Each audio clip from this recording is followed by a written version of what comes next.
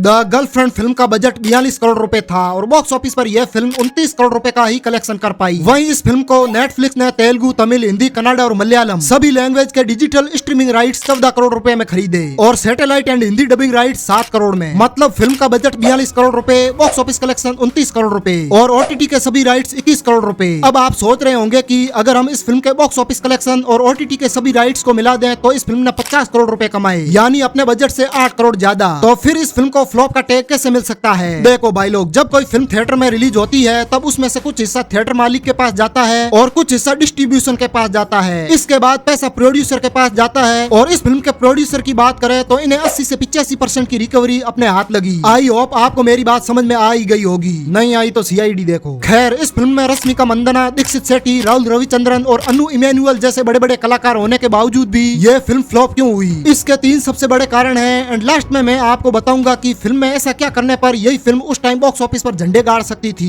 तो जानने के लिए अंत तक बने रहना। तो चलिए शुरू करते हैं। स्टोरी टेलिंग का वीक होना। देखो भाई लोग, इस फिल्म की कहानी अच्छी थी और डायरेक्टर के द्वारा ऑडियंस के सामने कॉन्सेप्ट रखने का जो मोटिव था वो काफी हद तक बेहतरीन था, लेकिन डायरेक्टर जिस कहानी को स्क्रीन पर उतारना चाहते थे उसमें मात खा गए। लिटरली इस फिल्म को देखने के लिए मुझे 2 दिन का समय लगा, जिसमें मुझे सिर्फ 3 सीन ही अच्छे लगे थे। पहला, फिल्म के शुरुआत में विक्रम का डांस। दूसरा, विक्रम के द्वारा रश्मिका को अपने ही घर ले जाकर अपने ही पैरों पर कुल्हाड़ी लेना। I mean, जो घटना विक्रम की माँ के साथ हुई उसी घटना को रश्मिका के द्वारा फ्यूचर में फील करना। एंड तीसरा, जब लास्ट क्लाइमेक्स में रश्मिका के बाप के द्वारा रश्मिका को बच्चलन बोलना। लिटरली इस सीन के बाद रश्मिका जोर से चिल्लाती है ना भाई, एक समय के लिए मुझे लगा अब तो विक्रम गया, लेकिन लास्ट में सब गुड़ गोबर कर दिया। देखो, जो मैंने आपको सीन बताए हैं वही सीन मुझे पसंद आए थे, बाकी जितने भी सीन थे वो तो सिर्फ ऑडियंस को टॉर्चर करने का काम कर रहे थे। भाई एक सच्चाई बताऊं, इन्हीं सीन के बीच ऑडियंस को उबासी लेने का मौका मिला था। रीजन नंबर 2, कुछ सीन्स में ओवर एक्टिंग करना।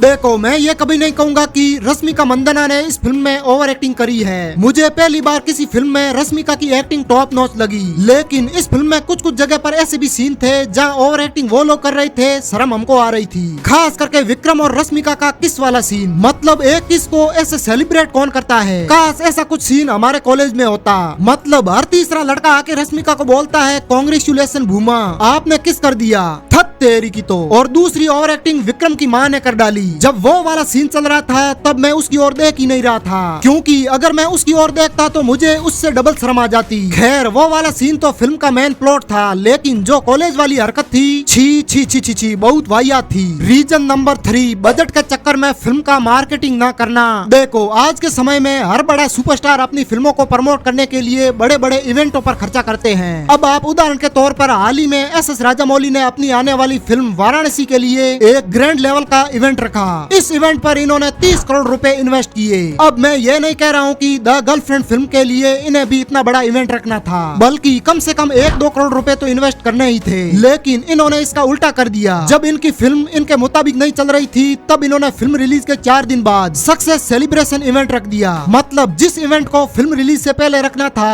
उस इवेंट को इन लोगों ने ऑडियंस को सी बनाने के लिए बाद में रख दिया। ओ, अभी समझा गया, उस टाइम इनके पास इतना पैसा नहीं था इसलिए ऐसा किया। खैर, अब हम बात करते हैं कि फिल्म में ऐसा क्या करने से ये आसानी से बॉक्स ऑफिस पर चलती। देखो भाई लोग, मैंने आपको शुरुआत में ही बताया था कि मैंने इस फिल्म को 2 दिन में खत्म किया। मतलब ये फिल्म ऑडियंस को अंत तक बांधने में तो कामयाब हुई। अब ऐसा क्यों हुआ? क्योंकि ऑडियंस इस फिल्म से ये एक्सपेक्ट कर रही थी कि काश इस फिल्म का क्लाइमैक्स अनबिलीवेबल होगा, लेकिन इस फिल्म के क्लाइमैक्स ने भी ऑडियंस के दिल को छलनी छलनी कर दिया। मैंने तो सोचा था कि अब रश्मिका चिल्लाई है तो पक्का विक्रम को फोड़ने जाएगी। लिटरली इस सीन के बाद मेरा घूस बम ऑन पीक पर था, लेकिन जैसे ही रश्मिका गिटार लेकर विक्रम के पास जाती है तब उसकी हवा निकल जाती है। अगर इस सीन में रश्मिका विक्रम को 1 रख के देती तो मुझे फुल्ली सेटिस्फेक्शन मिलता, लेकिन ऐसा नहीं हो पाया। अगर ये नहीं हो पाया तो नेक्स्ट रश्मिका के द्वारा कंपनी को ज्वाइन करना यही अच्छी तरीके से दिखा देते, कम से कम गिल्टी फील तो नहीं होता, लेकिन इसे भी इन लोगों ने अधूरा छोड़ दिया। इससे अच्छा तो पार्ट 2 का अनाउंसमेंट करके एंड करते तो भी फिल्म पार्ट 2 के लालच में अपने बजट से डबल कमा के जाती। बाकी आपको यह फिल्म कैसी लगी, अपना ओपिनियन कमेंट में बिना कुछ गाली गलौज किए लिख के चैनल को सब्सक्राइब करके एंड वीडियो को लाइक करके दिखा दो अपना प्यार। मैं मिलता हूँ किसी और धमाकेदार वीडियो में, तब तक के लिए जय हिंद।